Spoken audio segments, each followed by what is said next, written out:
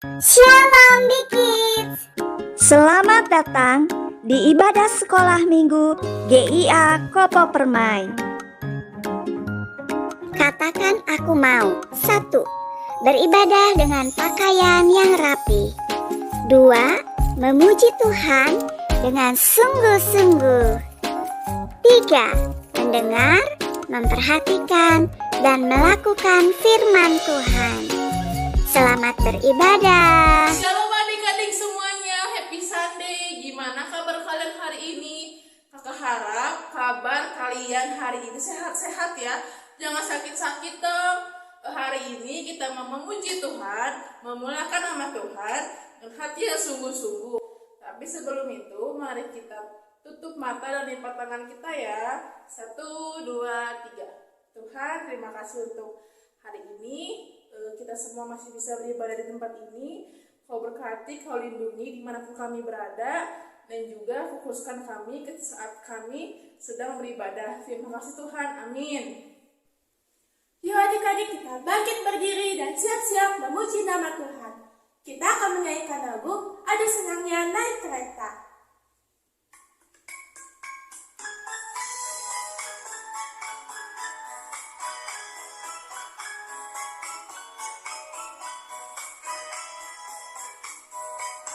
Ada senangnya naik kereta, kereta besar buatan Tuhan.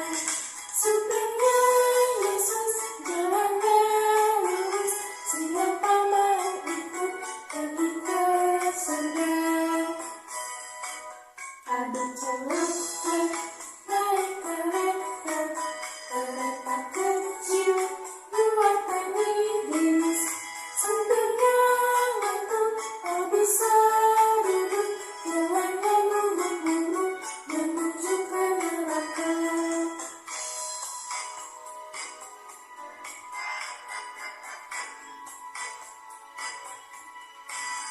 Ada senangnya naik kereta, kereta besar buatan Tuhan.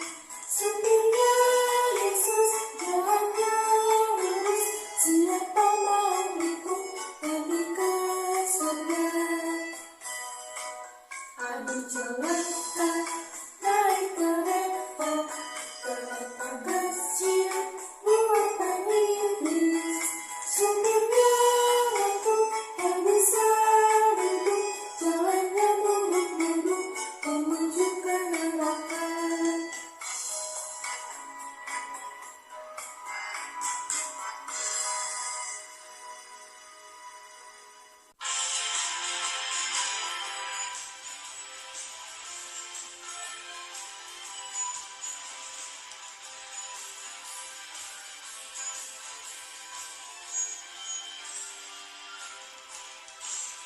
Hari ini harinya Tuhan, harinya Tuhan.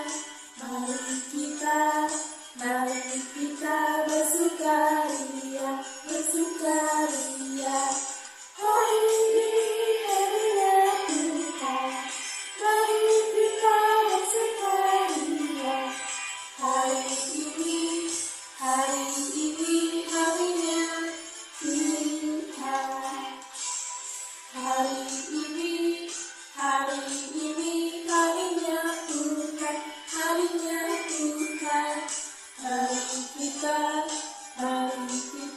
bersukaria, bersukaria. Hari ini harinya Tuhan, mari kita bersukaria. Hari ini harinya Tuhan.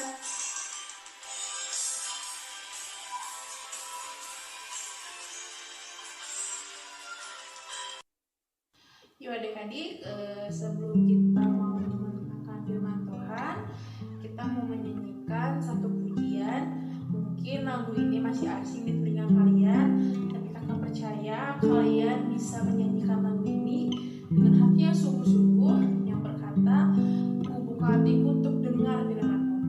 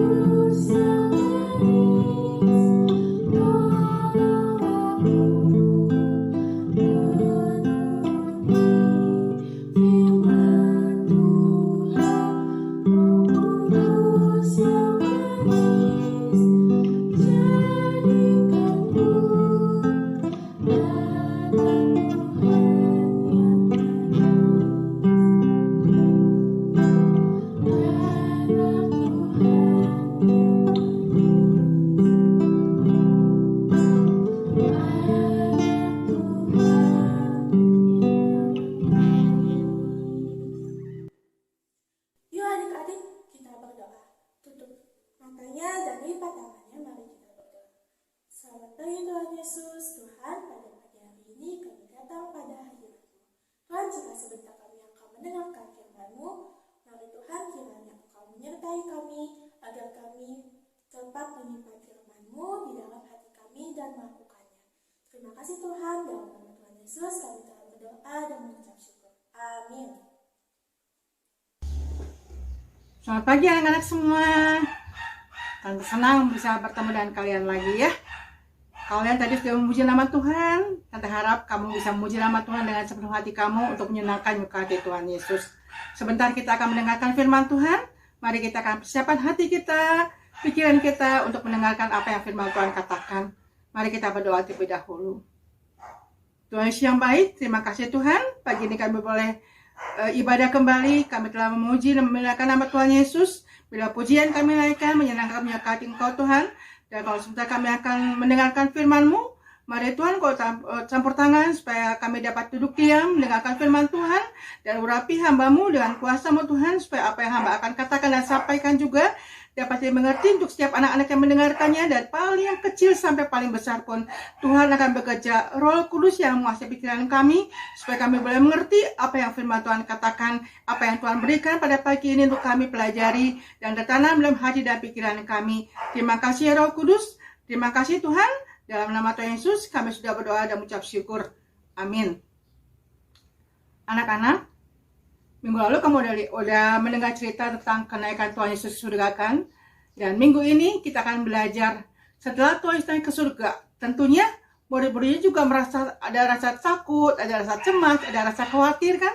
Karena Tuhan Yesus tidak bersama dengan mereka. Tapi ingat, Tuhan Yesus sudah mengatakan pada murid-muridnya bahwa setelah Tuhan Yesus naik ke surga, maka Tuhan akan memberikan seorang penolong. Tuhan berkata pada murid-muridnya untuk mereka tetap tinggal di Yerusalem sampai saatnya di mana Tuhan akan memberikan roh penolong tersebut, yaitu Roh Kudus.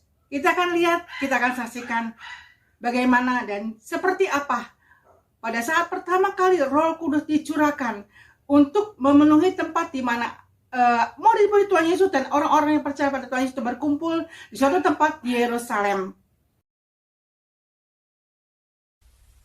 Ketika hari Pentakosta tiba, mereka semua berkumpul di satu tempat. Tiba-tiba terdengarlah suara dari langit yang bunyinya sama seperti angin kencang. Anak-anak, tadi kamu udah lihat kan, ya?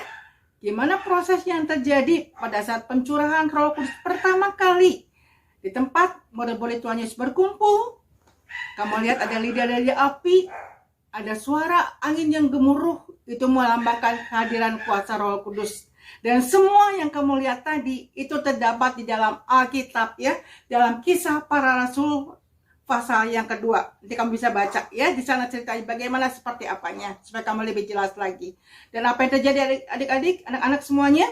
Ya, kita lihat dengan hadirnya Roh Kudus ya di setiap kehidupan murid-murid Tuhan Yesus. Yang tadinya Petrus sebagai salah seorang murid Tuhan Yesus yang ketakutan ya, kamu masih ingat cerita pada saat Tuhan Yesus akan disalibkan, kemudian Petrus menyangkal 3 kali sebagai murid Tuhan Yesus. Tapi apa yang terjadi? Setelah Roh Kudus dicurahkan, Petrus menjadi murid Tuhan Yesus yang berani. Berani untuk apa? Berani untuk mengabarkan firman Tuhan. Kamu tahu kenapa? Karena memang Tuhan juga mengatakan kalau Tuhan naik ke surga, maka Tuhan akan mencurahkan Roh Kudus yang akan membantu setiap murid Tuhan Yesus sehingga mereka memiliki kekuatan yang baru yang Tuhan berikan untuk mereka, sehingga mereka menjadi murid-murid Tuhan Yesus yang berani. Itu salah satu daripada karunia Roh Kudus yang ada dalam diri kita juga ya. Sebagai anak Tuhan, Tuhan juga memberikan Roh Kudus dalam diri kita masing-masing ya. Sehingga kita sebagai anak Tuhan akan diberikan keberanian. Keberanian untuk apa? Keberanian untuk menceritakan Tuhan Yesus sebagai juru selamat satu-satunya di dunia ini yang bisa menyelamatkan manusia dari dosanya, yang bisa membawa manusia masuk dalam kerajaan surga.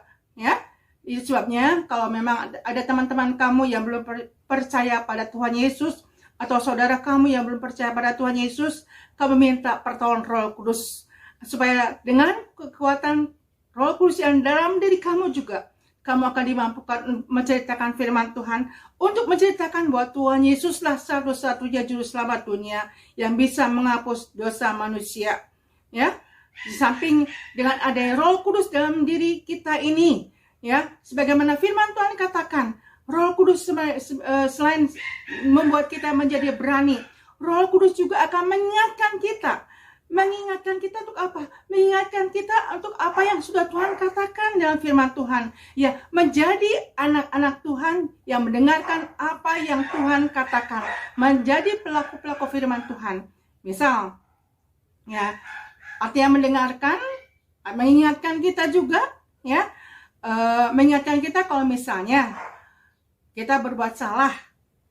Salahnya gimana? Misal, kamu udah membentak orang tua kamu, atau kamu udah marah orang tua kamu pada saat orang tua kamu minta tolong, kamu gak mau, kamu marah-marah.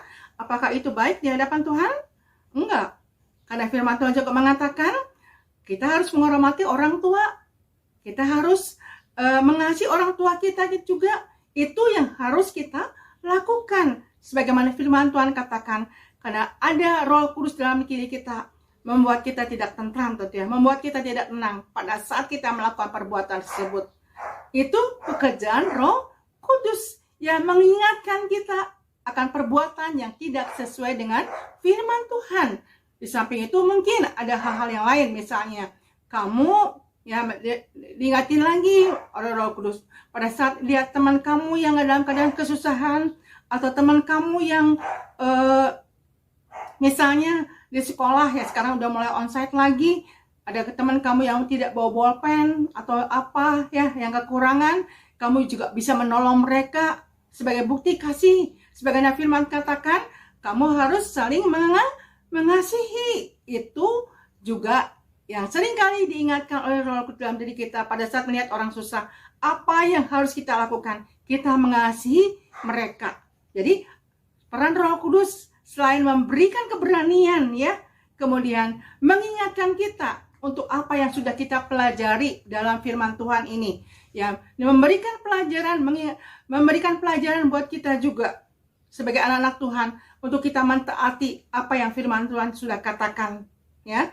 Dan diharapkan dengan peran Roh Kudus dalam diri kita yang Tuhan Yesus sudah berikan. Sejak kapan? Sejak kamu terima Tuhan Yesus, sejak Tuhan Yesus tinggal dalam diri kita, sejak kita menerima Tuhan sebagai juru selamat pribadi kita, disitulah Roh Kudus juga tinggal dalam diri kita. Ia akan memberikan keberanian, ia akan memberikan mengingatkan kita akan firman Tuhan dan memberikan pengajaran pada kita akan apa yang sudah Tuhan firmankan melalui firman Tuhan. Seperti yang Tuhan sudah katakan pada murid-muridnya, pada saat Roh Kudus datang, itu akan terjadi. Dan memang itu terjadi ya. Tadi kamu lihat sendiri kan, banyak orang yang berkumpul saat itu. Kenapa? Karena mereka mendengar dari atas lautan tersebut, murid-murid Tuhan Yesus berbicara dengan berbagai macam bahasa di dunia ini. Padahal murid-murid Tuhan Yesus orang-orang Galilea semuanya. Tapi mereka bisa berbicara dengan berbagai macam bahasa yang ada di dunia. Ada orang Arab, ada orang dari Roma, ada orang Ethiopia. Dan mereka bisa mendengarkan apa yang dikatakan murid-muridnya sesuai dengan bahasa mereka masing-masing. Dan membuat mereka kagum, membuat mereka jadi merasakan suatu hal yang luar biasa. Pekerjaan siapa itu? Itu pekerjaan Roh Kudus yang Tuhan sudah curahkan buat murid-murid Tuhan Yesus yang saat itu sedang berkumpul. Sehingga akhirnya dengan berani Petrus berkhotbah, dengan berani Petrus mengabarkan bahwa keselamatan hanya melalui Tuhan Yesus. Petrus menjadi semangat, Petrus memiliki suatu kekuatan yang luar biasa ya untuk mengabarkan firman Tuhan. Dan pada saat firman Tuhan dikabarkan, mengingatkan orang-orang yang berkumpul saat itu untuk menerima Tuhan Yesus sebagai juru selamat pribadi mereka masing-masing, yang membawa keselamatan untuk membawa orang-orang itu bisa masuk dalam kerajaan surga ya, hanya melalui Tuhan Yesus. Dan saat orang-orang banyak itu berkumpul, mereka akhirnya mau mendengarkan apa yang Petrus katakan. Dan firman Tuhan katakan juga pada saat Petrus pertama kali berkhotbah, saat itu juga banyak orang yang akhirnya dibaptis dan percaya pada Tuhan Yesus. Sebanyak berapa orang? Kamu tadi dengarkan? Ya, betul. Berapa?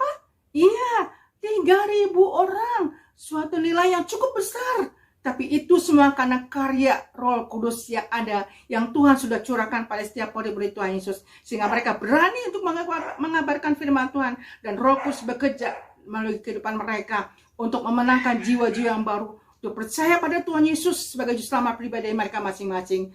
Dan sebagai jemaat mula-mula, mereka berkumpul bersama-sama. Dan lebih daripada itu, bukan hanya berkumpul bersama, mereka juga memiliki hati yang penuh dengan kasih. Sehingga orang yang berkekurangan dibantu oleh mereka yang berlebih. Orang yang memiliki kekayaan yang lebih, mereka menjual harta kekayaan mereka dan membagikan harta kekayaan mereka pada orang-orang yang dalam keadaan kesusahan. Kenapa? Sebagai wujud kasih, karena mereka ada Roh Kudus dalam diri mereka. Mereka memiliki hati yang penuh dengan kasih. Mereka rela memberi dengan apa yang mereka dapatkan, dengan apa yang mereka peroleh. Mereka saling membagi kasih. Dan itu yang Tuhan inginkan untuk kita lakukan sebagai anak Tuhan Yesus. Itu yang pelajaran yang Tuhan berikan buat kita, yang selalu diingatkan oleh siapa? Selalu diingatkan oleh Roh Kudus dalam diri kita untuk melakukan apa yang firman Tuhan sudah katakan. Ya, jadi peran Roh Kudus dalam diri kita itu sangat luar biasa. Selain memberikan kekuatan, memberikan keberanian, mengingatkan kita, memberikan pelajaran akan firman Tuhan yang Tuhan sudah berikan buat kita, Roh Kudus juga akan menghibur kita. Menghibur pada saat apa? Menghibur pada saat kita mengalami kesusahan. Roh Kudus akan memberikan kedamaian buat kita, ya, ketentraman buat kita. Karena apa? Karena Roh Kudus yang dapat membantu kita menyelesaikan masalah apapun juga. Karena Roh Kudus yang ada dalam diri kita ini memampukan kita untuk selalu bersyukur. Karena itu yang firman Tuhan katakan, itu yang Tuhan inginkan ya. Biarlah melalui firman Tuhan yang kita pelajari pagi ini akan menjadikan pedoman buat kehidupan kamu, akan menjadi pegangan buat kehidupan kamu. Apapun yang kamu hadapi saat ini, mungkin kamu saat ini lagi dalam keadaan yang enggak baik. Misalnya kamu lagi dalam keadaan kesusahan, tapi ingat, ada Roh Kudus dalam diri kamu yang mengingatkan kamu bahwa Tuhan yang Yesus kita sembah adalah Tuhan Yesus yang Maha Kuasa. Tuhan Yesus yang sanggup membantu kita apapun masalah kita yang kita hadapi saat ini ya. Misal orang tua kamu sakit, kamu juga diberi kuasa untuk bisa mendoakan mereka agar orang tua mereka juga dapat sembuh dari sakitnya. Atau orang tua kamu dalam kesulitan keuangan, kamu juga bisa minta tolong ke Tuhan ya. Dengan pertolongan kuasa Roh Kudus dalam diri kamu juga, kamu mampu bisa berbicara pada Tuhan untuk apa yang kamu butuhkan. Dan pasti Tuhan akan berikan jalan keluar. Orang tua kamu akan ada jalan keluar untuk memenuhi apa yang menjadi kebutuhan dalam keluarga kamu sendiri. Kenapa? Karena Tuhan yang kita sembah adalah Tuhan yang kaya. Tuhan yang sanggup memberikan apapun yang kita butuhkan, asalkan permintaan itu sesuai dengan kehendak Tuhan untuk dapat kita nikmati. Ya, itu adik-adik firman Tuhan yang Tante bisa bagikan pada pagi ini. Biarlah firman Tuhan itu akan tertanam dalam hati kamu, dalam pikiran kamu, untuk kamu bertindak sebagaimana firman Tuhan sudah katakan ya. Roh Kudus berperan aktif dalam kehidupan kita masing-masing. Dan ayat masuk minggu yang akan datang terdapat dalam Yohanes pasal 14 ayat yang ke-26. Jadi kita baca sama-sama ya.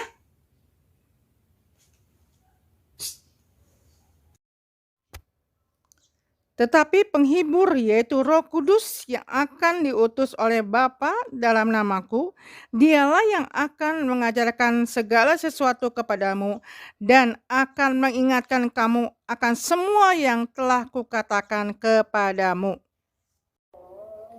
Baik anak-anak, tadi kita udah baca firman Tuhan ya sebagai ayat hafalan minggu ini. Tante harapkan kamu semangat ya mempelajari firman Tuhan. Mengapa ayat hafalan juga? Kita akan mengakhiri ibadah kita pagi ini. Kita akan berdoa bersama-sama.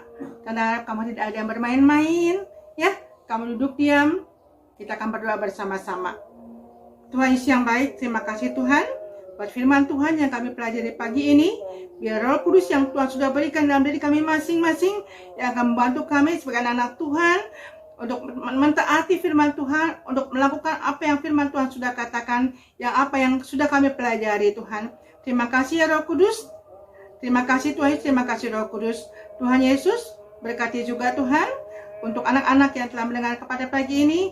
Dan Tuhan juga akan pakai mereka menjadi alat-Mu Tuhan, dimanapun mereka ada. Menjadi kebanggaan bagi orang tua mereka masing-masing. Berkati para orang tua juga Tuhan, supaya mereka dapat mengarahkan anak mereka untuk menjadi anak-anak Tuhan yang takut dan taat melakukan firman Tuhan. Terima kasih Bapak, terima kasih. Kami serahkan juga Tuhan setiap permohonan doa kami pada pagi ini Tuhan. Hanya di dalam nama Tuhan Yesus, sebagai Tuhan Yesus kami yang hidup, kami sudah berdoa dan mengucap syukur. Amin. Mari adik-adik yang dikasihi oleh Tuhan, setelah kita beribadah kepada Tuhan, kita mau mengangkat tangan untuk menerima berkat Tuhan ya adik-adik. Maka sekarang adik-adik yang dikasihi oleh Tuhan, biar kiranya Tuhan yang memberkati sekolah kalian, memberikan hikmat, kepandaian, diberkati masa depan kalian dengan yang terbaik, orang tua dan saudara-saudara kalian semuanya diberkati oleh Tuhan, dan kalian boleh bertumbuh menjadi anak-anak yang takut akan Tuhan. Karena itu adik-adik yang dikasihi oleh Tuhan, mari sekarang terimalah berkat, rahmat anugerah dari Allah Bapa kita, cinta kasih sayang penyertaan putranya Tuhan kita Yesus Kristus, dan persekutuan damai dengan Roh Kudus, kiranya terus tinggal menyertai kita sekalian mulai saat ini, sampai Maranatha Tuhan Yesus datang kedua kalinya, bahkan sampai selama-lamanya. Demi nama Tuhan kami Yesus Kristus kami berdoa, kami terima berkat-Mu dengan penuh rasa syukur. Haleluya. Mari yang percaya sama-sama katakan amin. Tuhan memberkati adik-adik sekalian.